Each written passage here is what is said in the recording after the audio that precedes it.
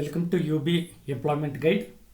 2024-25ನೇ ಸಾಲಿಗೆ ಸಮಾಜ ಕಲ್ಯಾಣ ಇಲಾಖೆಯ ಪರೀಕ್ಷಾ ಪೂರ್ವ ತರಬೇತಿ ಕೇಂದ್ರದ ಮೂಲಕ SC ಅಭ್ಯರ್ಥಿಗಳಿಗೆ ಅಂದರೆ ಪರಿಶಿಷ್ಟ ಜಾತಿ ಅಭ್ಯರ್ಥಿಗಳಿಗೆ ಸಬ್ ಇನ್ಸ್ಪೆಕ್ಟರ್ ಅಂದರೆ PSI ಮತ್ತು ಪ್ಯಾರಾಮಿಲಿಟರಿಗೆ ಸೇರಬಯಸುವ ಅಭ್ಯರ್ಥಿಗಳಿಗೆ 75 ದಿನಗಳ ಉಚಿತ ತರಬೇತಿಯನ್ನು ನೀಡಲಾಗ್ತಿದೆ. ಆ 75 ದಿನಗಳ ಕಾಲ ವಸತಿ ಅನುಕೂಲವನ್ನು ಕೂಡ ಮಾಡಿಕೊಡಲಾಗ್ತಾ ಇದೆ.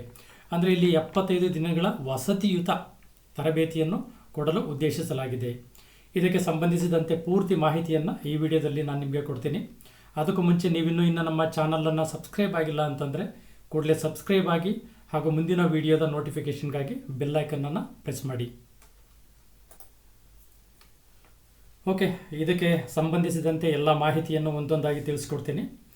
ಮೊದಲನೇದಾಗಿ ತರಬೇತಿಯನ್ನು ಎಲ್ಲಿ ಕಂಡಕ್ಟ್ ಮಾಡಲಾಗುತ್ತೆ ಅಂದರೆ ಕರ್ನಾಟಕದ 4 ರೆವಿನ್ಯೂ ಡಿವಿಷನ್ಗಳಲ್ಲಿ ಅಂತ ಹೇಳ್ತಾ ಇದ್ದಾರೆ. ಕರ್ನಾಟಕ ರಾಜ್ಯದ 4 ಕಂದಾಯ ವಿಭಾಗಗಳು ಅಂತಂದರೆ ಮೈಸೂರು, ಬ್ಯಾಂಗ್ಳೂರು, ಕಲಬುರಗಿ ಮತ್ತು ಬೆಳಗಾವಿ. ಈ 4 ಜಿಲ್ಲೆ ಅಥವಾ ವಿಭಾಗಗಳಲ್ಲಿ ನಡೆಸಲಾಗುತ್ತೆ ಅಂತ ಹೇಳ್ತಾ ಇದ್ದಾರೆ. ಸೊ ನೀವು ಅರ್ಜಿಯನ್ನು ಸಲ್ಲಿಸಬೇಕಾದ್ರೆ ನಿಮಗೆ ಈ 4 ಪ್ಲೇಸ್ನಲ್ಲಿ ಎಲ್ಲಿ ನಿಮಗೆ ತರಬೇತಿಯನ್ನು ತಗೊಳ್ಳೋದಕ್ಕೆ ಅನುಕೂಲ ಆಗುತ್ತೆ, ಸೊ ಅದನ್ನು ನಿಮಗೆ ಆಯ್ಕೆ ಮಾಡೋದಕ್ಕೆ ಅವಕಾಶ ಇತ್ತು ಅಂತಂದರೆ ಅನುಕೂಲ ಆಗುತ್ತೆ. ಸೊ ಅದಕ್ಕೆ ತಕ್ಕಂತೆ ನೀವು ಆ ಒಂದು ಪ್ಲೇಸನ್ನು ಸೆಲೆಕ್ಟ್ ಮಾಡ್ಕೋಬೋದು. ಸೊ ಇಲ್ಲ ಅಂದರೂ ತೊಂದರೆ ಇಲ್ಲ ಅಂದ್ಕೋತೀನಿ, ಯಾಕಂದರೆ ವಸತಿ ಸೌಲಭ್ಯ ಕೂಡ ಇರೋದ್ರಿಂದ ಎಲ್ಲಿ ಸಿಕ್ಕರೂ ಕೂಡ ಇದು ಒಂದು ಅವಕಾಶನೇ ಆಗುತ್ತೆ. ಇನ್ನು ಏಜ್ ಲಿಮಿಟನ್ನು ನೋಡೋಣ. ಕನಿಷ್ಠ 21 ವರ್ಷ ಹಾಗೂ ಗರಿಷ್ಠ 32 ವರ್ಷಗಳು ಮತ್ತು ಆಲ್ರೆಡಿ ಪೊಲೀಸ್ ಇಲಾಖೆಯಲ್ಲಿ ಸೇವೆ ಸಲ್ಲಿಸುತ್ತಿರುವ ಅಭ್ಯರ್ಥಿಗಳಿಗೆ ಗರಿಷ್ಠ 40 ವರ್ಷಗಳ ಏಜ್ ಲಿಮಿಟನ್ನು ಕೊಡಲಾಗಿದೆ. Next, education qualification. ಈ ತರಬೇತಿಗೆ ಅರ್ಜಿ ಹಾಕಬೇಕು ಅಂತಂದರೆ ಯಾವುದೇ ಪದವಿಯನ್ನು ಅಂದರೆ ಎನಿ ಡಿಗ್ರಿ ಆಗಿರಬೇಕು. BA, BSc, BE, BCom, BBA ಹೀಗೆ ಯಾವುದೇ ಒಂದು ಡಿಗ್ರಿಯಲ್ಲಿ ನೀವು ಪಾಸ್ ಆಗಿರಬೇಕು ಅಥವಾ ಡಿಗ್ರಿ ಈಕ್ವಲೆಂಟ್ ನೀವು ಪಾಸ್ ಆಗಿರಬೇಕು. ಮತ್ತು ಈಗಾಗಲೇ ಸೇವೆಯಲ್ಲಿ ಇರುವ ಅಭ್ಯರ್ಥಿಗಳು ಅರ್ಜಿಯನ್ನು ಹಾಕಬೇಕು ಅಂತಂದರೆ ಅಂಥ ಅಭ್ಯರ್ಥಿಗಳು ಪೊಲೀಸ್ ಇಲಾಖೆಯಲ್ಲಿ ಯಾವುದೇ ಒಂದು ವೃಂದದಲ್ಲಿ ಕನಿಷ್ಠ 5 ವರ್ಷಗಳ ಕಾಲ ಸೇವೆಯನ್ನು ಸಲ್ಲಿಸಿರಬೇಕಾಗುತ್ತೆ. ಸೊ ಹಾಗೆ ಅಭ್ಯರ್ಥಿಯ ಸಾಮಾನ್ಯ ಅರ್ಹತೆ ಬಗ್ಗೆ ಕೂಡ ಕೆಲವೊಂದೊಂದು ರಿಕ್ವೈರ್ಮೆಂಟ್ಸನ್ನು ಕೇಳಿದ್ದಾರೆ. ಸೊ ನಂಬರ್ 1, ಕರ್ನಾಟಕ ರಾಜ್ಯದ ನಿವಾಸಿಯಾಗಿರಬೇಕು. ಅರ್ಜಿ ಸಲ್ಲಿಸುವ ಕೊನೆಯ ದಿನಾಂಕದೊಳಗೆ ನಿಗದಿತ ನಮೂನೆಯಲ್ಲಿ ಜಾತಿ ಮತ್ತು ಆದಾಯ ಪ್ರಮಾಣ ಪತ್ರ ಪಡೆದಿರಬೇಕು. ಅಂದರೆ ನೀವು ಏನು ಅರ್ಜಿ ಹಾಕಬೇಕು, ಸೊ ಅರ್ಜಿ ಹಾಕೋದಕ್ಕಿಂತ ಇಂಚೆ ನೀವು ಆಲ್ರೆಡಿ ನಿಮ್ಮ ಒಂದು ಕ್ಯಾಸ್ಟ್ ಮತ್ತು ಇನ್ಕಮ್ ಸರ್ಟಿಫಿಕೇಟು ನಿಮ್ಮ ಹತ್ರ ರೆಡಿ ಇರಬೇಕು. ಸೊ ನೆಕ್ಸ್ಟ್, ಅರ್ಜಿ ಸಲ್ಲಿಸಲು ನಿಗದಿಪಡಿಸಿದ ಕೊನೆಯ ದಿನಾಂಕದೊಳಗೆ ಪದವಿಯಲ್ಲಿ ಉತ್ತೀರ್ಣರಾಗಿರಬೇಕು. ಅಂದರೆ ಇಲ್ಲೊಂದು ಡೌಟ್ ಬರ್ಬೋದು, ನಾನು ಫೈನಲ್ ಇಯರಲ್ಲಿ ಓದ್ತಾ ಇದ್ದೀನಿ, ಸೊ ನಾನು ಹಾಕ್ಬೋದಾ? ಸೊ ಇಲ್ಲಿ ಕ್ಲಿಯರ್ ಕಟ್ಟಾಗಿ ಹೇಳಿದ್ದಾರೆ.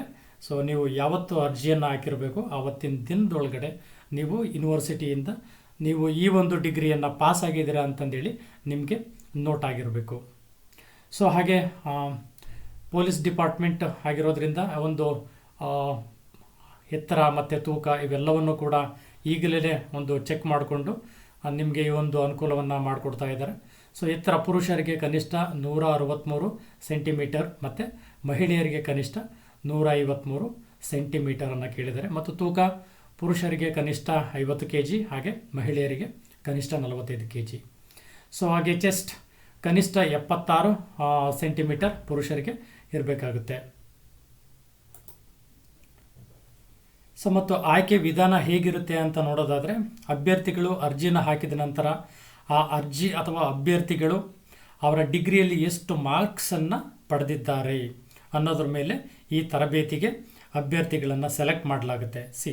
ಇಲ್ಲಿ ಡಿಗ್ರಿನಲ್ಲಿ ಮಾರ್ಕ್ಸ್ ತೆಗಿತಕ್ಕಂಥದ್ದು ಎಷ್ಟು ಇಂಪಾರ್ಟೆಂಟು ಫ್ಯೂಚರಲ್ಲಿ ಅಂತಕ್ಕಂಥದ್ದು ಇಲ್ಲಿ ನಿಮಗೆ ಗೊತ್ತಾಗುತ್ತೆ. ಸೊ ಅಂದರೆ ಇಲ್ಲಿ ಯಾವುದೇ ರಿಟರ್ನ್ ಎಕ್ಸಾಮ್ ಇಲ್ಲದೆ ನೇರವಾಗಿ ಡಿಗ್ರಿಯಲ್ಲಿ ಪಡೆದ ಅಂಕಗಳ ಮೇಲೆ ಆಯ್ಕೆಯನ್ನು ಮಾಡಲಾಗುತ್ತೆ ಅಂತಂದೇಳಿ ಹೇಳ್ತಾ ಇದ್ದಾರೆ. ಸೊ ಹಾಗೆ ಅರ್ಜಿಯನ್ನು ಎಲ್ಲಿ ಮತ್ತು ಹೇಗೆ ಸಲ್ಲಿಸಬೇಕು?